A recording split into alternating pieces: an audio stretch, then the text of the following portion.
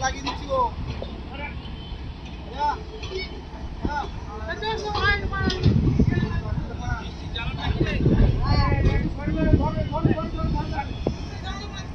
ওরা যায় না